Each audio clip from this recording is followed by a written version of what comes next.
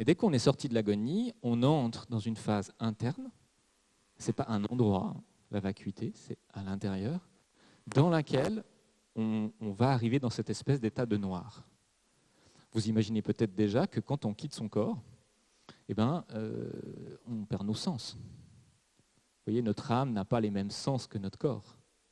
Et en fait, le sens principal de l'âme, c'est la conscience. Donc quand vous sortez de votre corps, globalement, il ne vous reste plus que la conscience.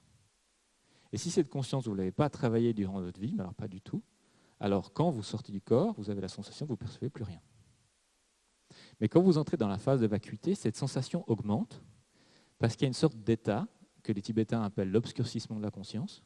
Moi, j'appelle ça la mort de la conscience, dans lesquels on perd encore d'autres choses que le corps. Par exemple, la mémoire. Il y a un effacement mémoriel qui se passe à ce moment-là.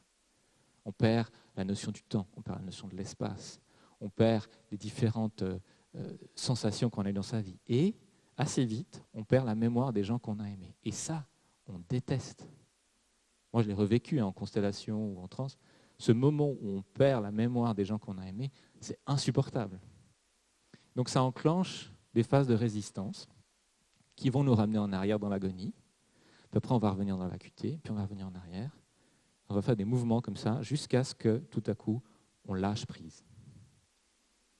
Donc si tout va bien, on peut faire ça vite. Vous voyez, mon amie, là, en fait, au 5e jour, elle a pu lâcher la vacuité. Mais la plupart des gens, c'est après plusieurs semaines, parfois plusieurs mois. Après, pour l'âme, la notion du temps est différente, le temps ne passe pas à la même vitesse, donc ce n'est pas un problème le temps, disons, à ce moment-là, ça on en a, mais il y a d'autres choses qui font des problèmes. Alors, une fois qu'on a traversé, on va dire, cette étape de vacuité, où la seule obligation, c'est de lâcher prise, d'accepter, c'est tout, alors on entre dans l'illumination.